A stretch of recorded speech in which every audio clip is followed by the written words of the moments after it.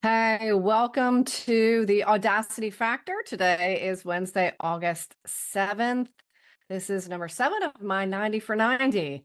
And I'm going to talk today about the illusion of neutrality. Not that neutrality is not possible, it is. However, I know many of you know that one of my all-time favorite shows is Sense8 from Netflix.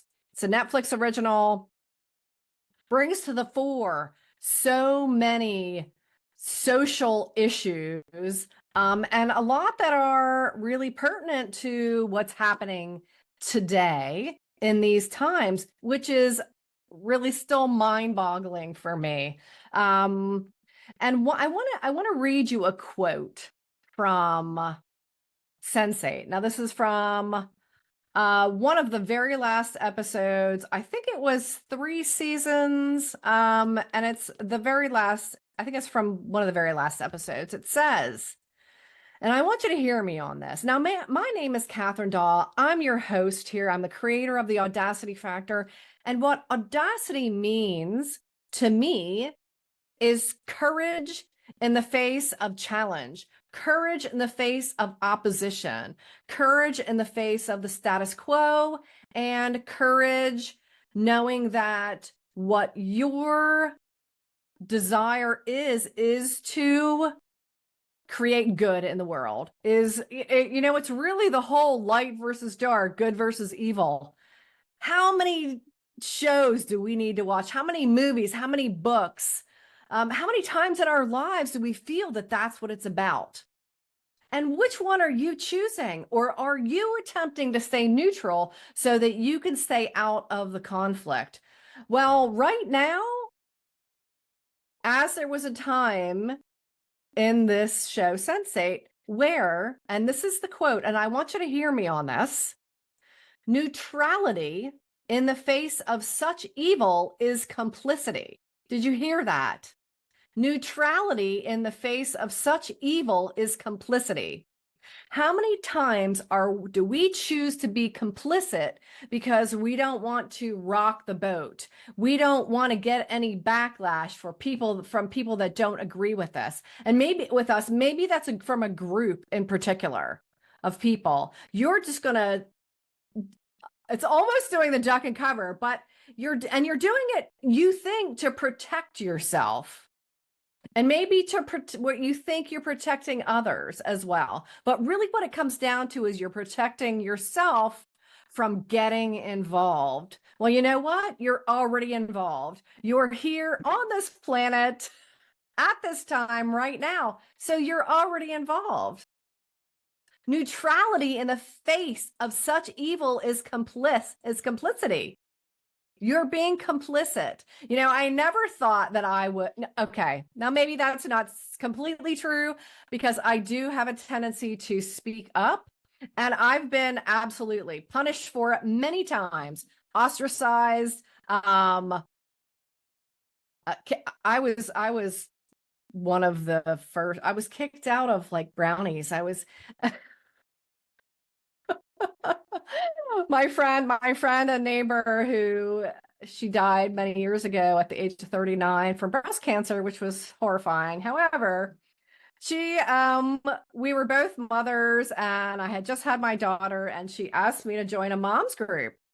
And I said to her, Dawn, you know what? I said, number one, I have no desire to join a mom's group. I said, I don't want to sit around while a bunch of women, and I hate to say this, but it's true. This was my take on it at the time. Sit around and complain about their husbands and why they're overweight. Or I don't want a bunch of kids coming to my house and destroying my house. It's just what I said, I would be the first one kicked out of a mom's group. So I'm just really not going to even go there. But I also spoke my mind on how I perceived it. And she loved it. She thrived.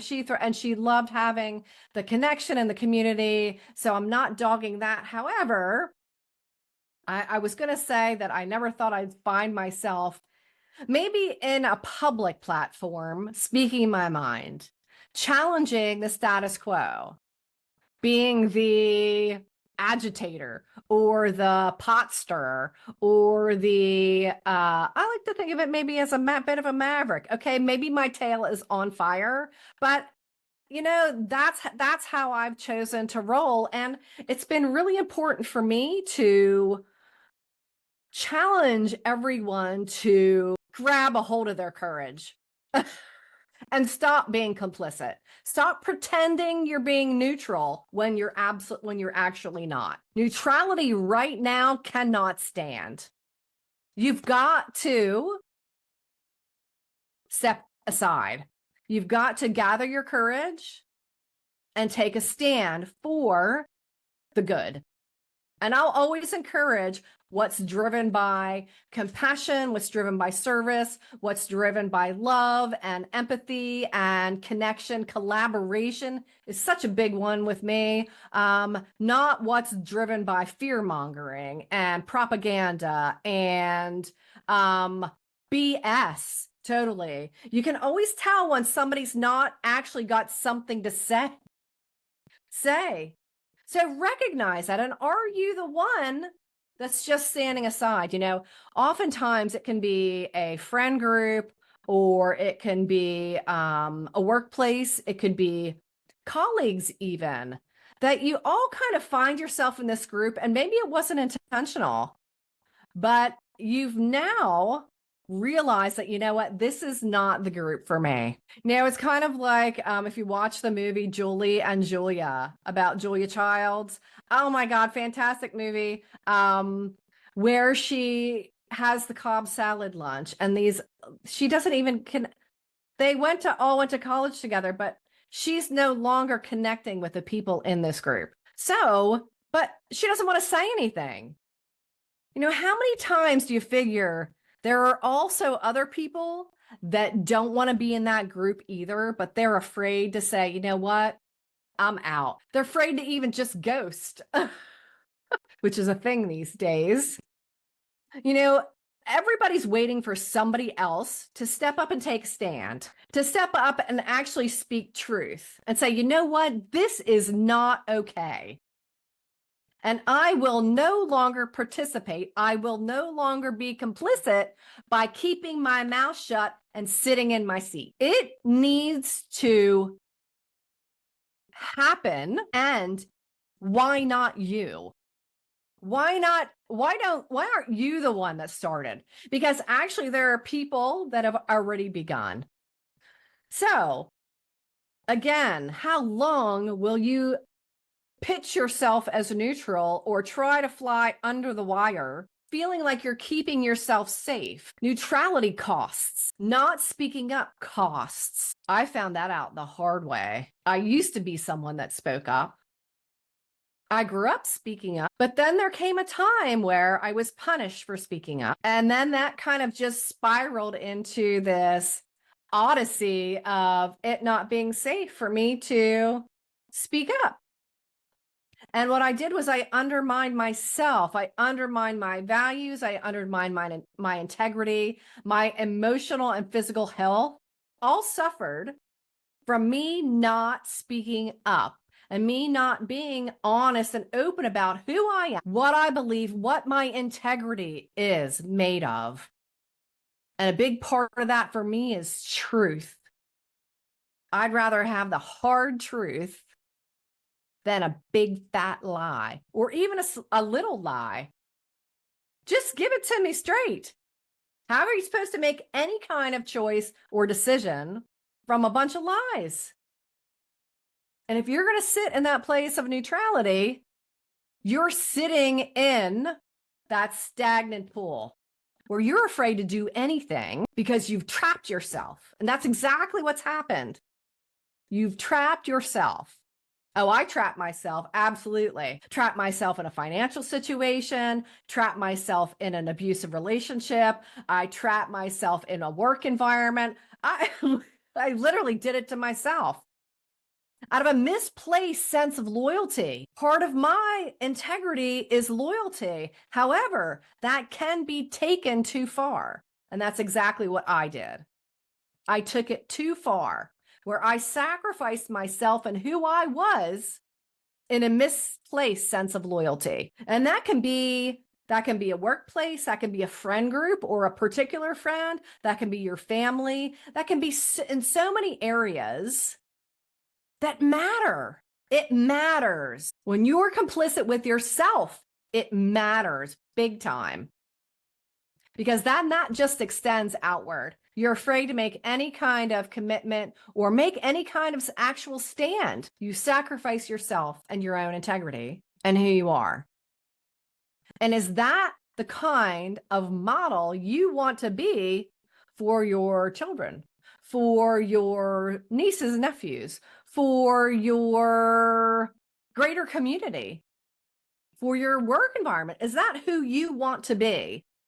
Or do you want to wrap yourself in your courage and take a stand and say what's true? Neutrality in the face of such evil is complicity. Neutrality, when you're trying to be neutral, to keep the peace, or even from a place, if you were like me, you suffered such trauma, you didn't want any more.